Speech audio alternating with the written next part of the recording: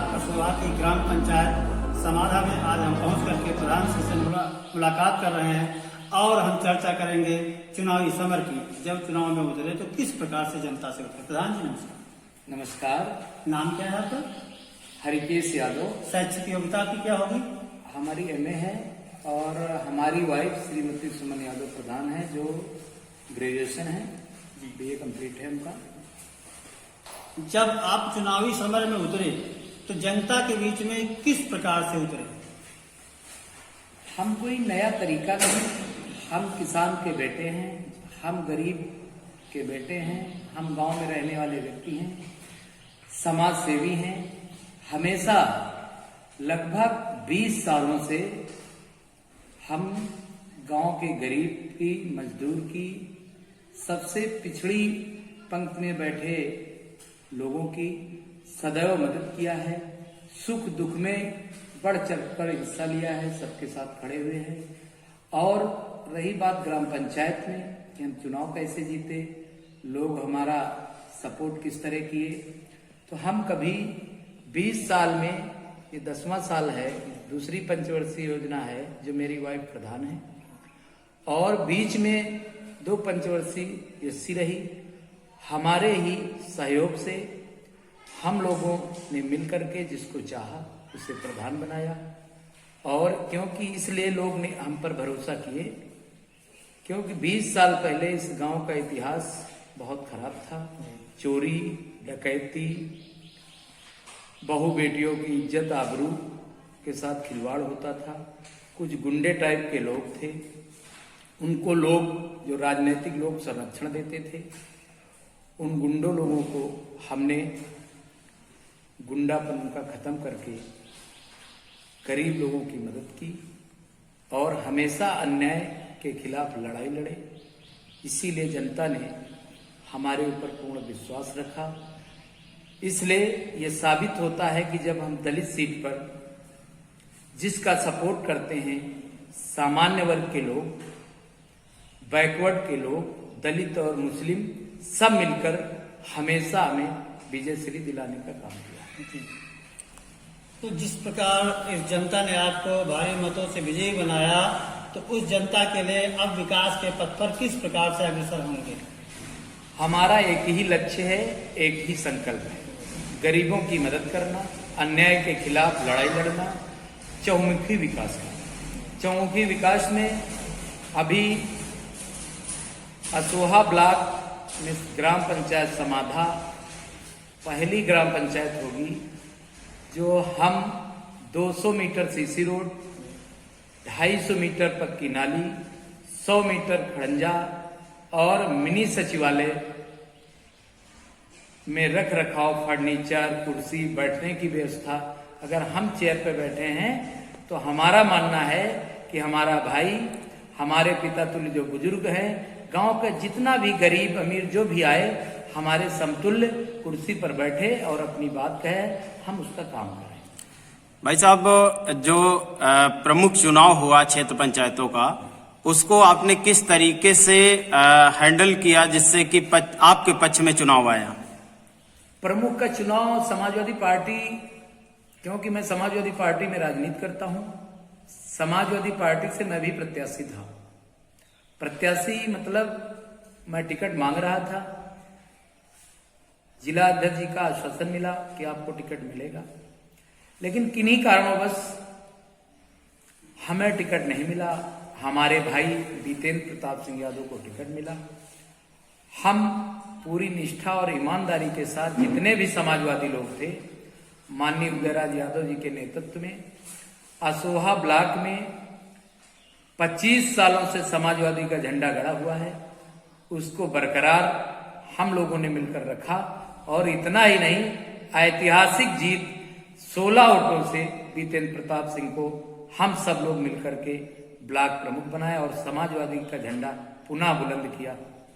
जैसा कि आप चुनाव दौर में आना चाह रहे थे लेकिन आपको टिकट नहीं मिले, तो कहीं ना कहीं रोष रहा होगा, ऐसा क्या था? कोई रोष नहीं। जो राजनीति करते हैं, बहुत समय आएंगे, बहुत टाइम है। हम लोग अभी राजनीति की शुरुआत ही मान लीजिए। जब बड़ा बनना होता है परिवार को एकजुट करके रखना होता है तो 2 कदम पीछे भी हटने की जरूरत है। हो सकता आने वाला समय सब लोग मिलकर कहीं न कहीं मौका मिलेगा, पुनः हम लोग प्रयास करेंगे। प्रमुख पद जरूरी नहीं है, निष्ठा और ईमानदारी से सेवा करना जनता की ये बहुत जरूरी है, और समाजवादी पार्टी की सरकार बनाना जरूरी है। इसलिए कि पूरे देश में, प्रदेश में आप लोग देख रहे हैं कि भारतीय जनता पार्टी किस तरह गुमराह कर रही है।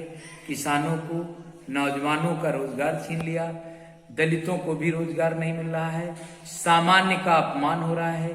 किस तरह ब्राह्मण जात की हत्याएं हुई पूरे प्रदेश में सबसे ज्यादा, मुसलमान और हिंदू में मुस्लिम और हिंदू में यादव और ब्राह्मण की सबसे ज्यादा उत्तर प्रदेश में हत्याएं कराई गई। दबाया गया, जो राजनीतिक स्तर जिनका बहुत अच्छा था उनके ऊपर तरह तरह की जांच लगा करके उनको बदनाम करने का काम किया गया। यहाँ तक कि बड़े नेताओं को भी, जिनकी छवि जो 9 बार से विधायक, 2 बार से सांसद रहे हों, चाहे आजम खां जी रहे हमारे सांसद रहे, पूरे प्रदेश और देश में कोई दल उंगली नहीं उठा पाया कभी कि इस तरह का काम करते। उनको ऐसे ऐसे धाराओं में जेल भेजा है कि पूरे परिवार को, बच्चे और बीवी, उनको भी जेल में डालने का भारतीय जनता पार्टी के नेताओं ने शासन प्रशासन के दम पर,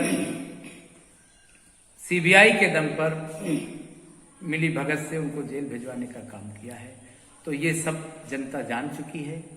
महंगाई चरम सीमा पर है, गैस के दाम 3 गुना हो गए हैं, खाद 2 गुना हो गई है, पानी, बिजली जो हम लोगों को 1.5 रुपए 2 रुपए यूनिट मिलती थी, आज वो 5 और पौने 6 रुपए यूनिट है। तो किसान तो बेहाल है। छात्र पढ़ाई की अगर बात कर लो, पेपर में वाहवाही लूटने वाली ये उत्तर प्रदेश की सरकार, उसमें बैठे मंत्री विधायक जो पेपर में वाहवाही और मीडिया के माध्यम से वाहवाही लूट रहे हैं कि बिना पढ़े, बिना पढ़े और इतने अच्छे मार्क्स दे रहे हैं कि जो पढ़ने वाला लड़का है या पढ़ने वाली हमारी बहन है उसके मार्क्स कम हो रहे हैं, और जो उनको कुछ नहीं आता वो 90%, 95%, 80%, हमको लगता है शायद बिना पेपर दिए 70% के नीचे शायद किसी के मार्क्स ना हो। तो जो पढ़ने वाले लोग हैं, जो पुराने लोग हैं, उनकी कहीं अगर वैकेंसी निकलेंगी, जगह निकलेंगी, तो 60 जो बहुत टॉपर था वो 65-70% लाता था, आज जो सबसे पीछे है वो 80% ला रहा है, 85% ला रहा है बिना परीक्षा दिए हुए। तो ये कहीं ना कहीं हम लोगों को और शिक्षित लोगों को, योग्य लोगों के साथ खिलवाड़ किया जा रहा है। कल यहाँ पर साइकिल रैली होनी है जी, तो इसका क्या उद्देश्य है? साइकिल रैली समाजवादी पार्टी के संस्थापक के रूप में हम सबके संरक्षक छोटे लोहिया परम श्रद्धेय जनेश्वर मिश्र जी का कल जन्मदिन के अवसर पर हम लोग साइकिल चलाकर उनकी यादों को ताजा कर रहे हैं। क्योंकि समाजवादी में कोई जाति पाति नहीं है। समाजवादी पार्टी के राष्ट्रीय अध्यक्ष आदरणीय विकास पुरुष अखिलेश यादव जी ने संदेश दिया है कि पूरे उत्तर प्रदेश में हर विधानसभा स्तर पर एक एक कार्यकर्ता उनके जन्मदिन के अवसर पर साइकिल यात्रा करेगा, और उनकी रीत और नीतियों को हम लोग 2022 के चुनाव में पुनः उनकी रीति और नीति पर चलकर फतेह हासिल करेंगे। 2022 का जो चुनाव आ रहा है उसमें किस स्तर से समाजवादी पार्टी अपनी रणनीति को तय करेगी? समाजवादी पार्टी की कोई नई रणनीति नहीं है। समाजवादी पार्टी ने जो काम किया है 2017 में, 2012 में, उसी के सहारे, और 2017 में जो भारतीय जनता पार्टी ने काम किया है उसकी तुलना समाजवादी सरकार में माननीय अखिलेश यादव ने पूरे उत्तर प्रदेश में 55 लाख परिवारों को 500 रुपया समाजवादी पेंशन के नाम पर दिया।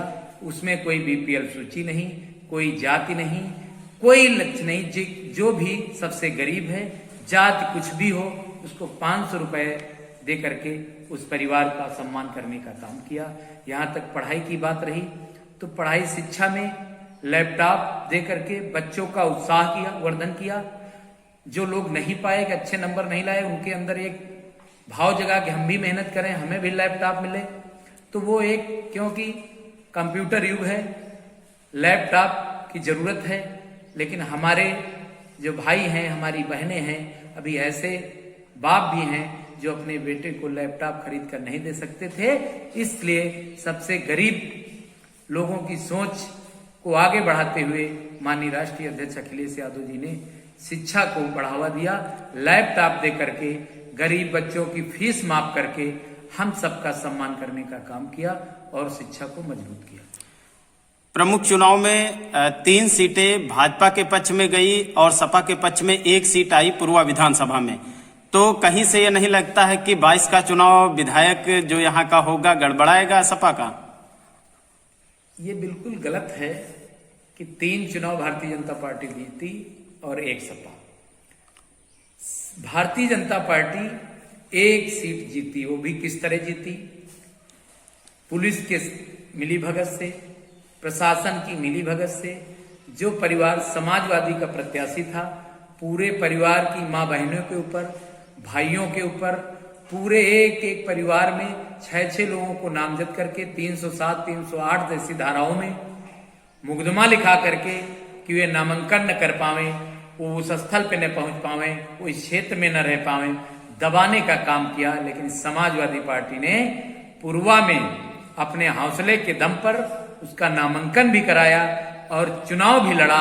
लेकिन चुनाव हम लोग इसलिए हार गए कि कहीं न कहीं जो वोटर थे, जो क्षेत्र पंचायत सदस्य थे, उनके दिमाग में ये चीज भारतीय जनता पार्टी के लोग बैठा ले गए कि इनके खिलाफ इतनी बड़ी कार्रवाई में जेल चले जाएंगे, अगर आप लोग इनको वोट दोगे तो आप लोगों के परिवार गरीब व्यक्ति हो, आप परेशान हो जाओगे, इसलिए आप लोग भारतीय जनता पार्टी की सरकार है, इन्हें जिताओ। अगर हम कहीं से हार गए तो तुम लोग सुख और चैन से नहीं रह पाओगे।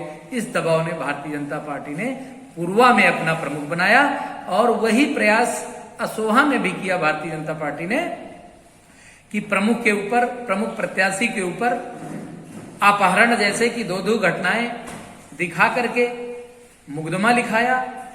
और ये तो मैं जहां बैठा हूं समाधा में, यहाँ के क्षेत्र पंचायत के पिता से, क्षेत्र पंचायत के पति से कि हमारे बेटे को उठा ले गए हैं, वो इस क्षेत्र के विधायक अनिल सिंह का कार्यकर्ता है, उन्हीं के कहने पर अपहरण की एप्लीकेशन देकर के FIR दर्ज कराई थी। लेकिन जैसे ही चुनाव हो गया, समाजवादी पार्टी ने अपना झंडा गाड़ दिया सोहा ब्लॉक में। वैसे ही जो फर्जी मुकदमे लिखाने वाले अपने बयान तुरंत बदल दिए कि हम कहीं नहीं गए थे, हमको कोई उठा के नहीं ले गया था, हम अज्ञानता के कारण ऐसा कर दिए, जो गलत है। हम नहीं चाहते इस पर कोई कार्रवाई हो, क्योंकि उनको दिख रहा है कि आज हमारा है तो कल किसी का होगा। अगर हम गलत करेंगे तो आने वाला समय हमारे लिए भी गलत होगा।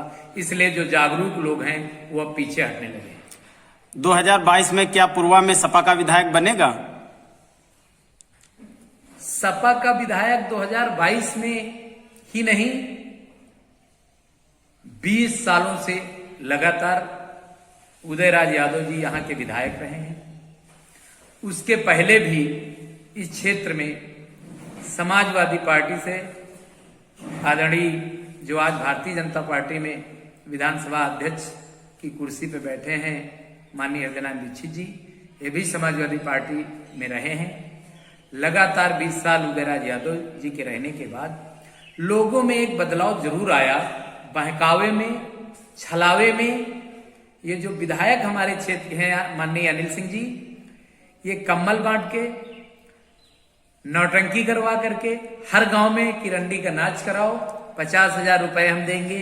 उसका कारण, उसका लॉजिक ये रहा कि भीड़ ज्यादा जुटेगी कि माननीय क्षेत्र के जो मसीहा आए हैं ये 51,000 रुपए नाच कराने के नाम पर दे रहे हैं। मंदिर भी बनवाने का काम उन्होंने, अगर कहीं मंदिर बन रहा है तो 20,000 50,000 रुपए दिए। किसी की लड़की की शादी रही तो गरीब लड़कियों की शादी में 21,000 51,000 देने का काम किया, तब किया जब वो विधायक नहीं थे। और एक तरफ से कम्बल वितरण का प्रोग्राम किया उन्होंने। पूरे क्षेत्र में लगातार। तो उससे लोगों को ये लगा, गरीब लोगों को, कि अगर हम लोग इनको विधायक बना ले जाते हैं तो हमारी गरीबी दूर हो जाएगी, हमारी लड़कियों की शादी विधायक जी कर देंगे, हमारे अगर हम भूखों मरेंगे तो हमको खाने को विधायक जी दे देंगे। और जो उनके चमचे दलाल टाइप के लोग थे हर क्षेत्र और गांव में, उन्होंने खूब इसका प्रचार प्रसार किया और पैसे के दम पर, छलावे के दम पर और बहुजन पार्टी के दलितों की वोट को हरने का काम माननीय अनिल सिंह जी ने किया था। और दूसरी तरफ इसलिए अब विधायक नहीं हो सकते क्योंकि उन्होंने अपनी विधायकी गिरवी रख दी भारतीय जनता पार्टी माननीय उत्तर प्रदेश के मुख्यमंत्री योगी आदित्यनाथ के हाथों गिरवी रख दिया। इसलिए दलितों का भी विश्वास माननीय विधायक जी से उठ चुका है, गरीबों का भी विश्वास उठ चुका है, क्योंकि विधायक बनने के बाद किसी के यहाँ 21,000, 11,000, 51,000 रुपए व्यवहार नहीं दिया, ना ही तो किसी गांव में मेला लगवाने के नाम पर, मंदिर बनवाने के नाम पर दिया। इसलिए क्षेत्र की विकास की अगर बात करते हो तो एक भी कोई नई रोड, एक भी नया काम पूरे 4.5 साल में अगर माननीय विधायक जी किए हों तो हम इस पर, उदयराज यादव नहीं हरिकेश यादव, इस पर बहस करने के लिए आप लोगों के माध्यम से तैयार हैं। इसलिए हम बताना चाहते हैं आपको कि आप लोग भी जानते हैं कि इस बार विधायक उदयराज यादव पुनः बनेंगे, भारी मतों से बनेंगे। इसलिए बनेंगे कि 20 साल उदयराज यादव ने जो काम किया है, जो विकास किया है, उन गड्ढों, जितनी रोडें बनवाई हैं, उनके गड्ढे में पेौंदा ये विधायक नहीं लगवा पाए, सरकार नहीं लगवा पाई। हम जहां बैठे हैं, उस दिन माननीय विधायक जी यहीं पर चौपाल किए थे और इसी रोड से आए थे जो समाधा रोड आई है। अभी आप जाएंगे देखना, जब से हमारी सरकार नहीं, हमारा विधायक नहीं, इस रोड पर एक पेौंदा नहीं लगा, पूरी रोड की धज्जियां उड़ गई हैं। जो आदमी रोड के गड्ढे नहीं भर सकता, गरीब की मदद नहीं कर सकता, गुंडों के खिलाफ कार्रवाई नहीं कर सकता, कार्रवाई कराता है, तो हम जैसे लोगों के खिलाफ, जो समाज में गरीबों दलितों की मदद करते हैं, उनके खिलाफ इसलिए कराते हैं कि हम समाजवादी आवाज को बुलंद करते हैं सोहा ब्लॉक में। इसलिए मेरी आवाज दबाने के लिए, समाजवादी सिपाहियों की आवाज दबाने के लिए हर क्षेत्र में 1-2 लोग चिन्हित किए हैं जो ज्यादा एक्टिव हैं, उनके ऊपर फर्जी मुकदमे लिखवाते हैं।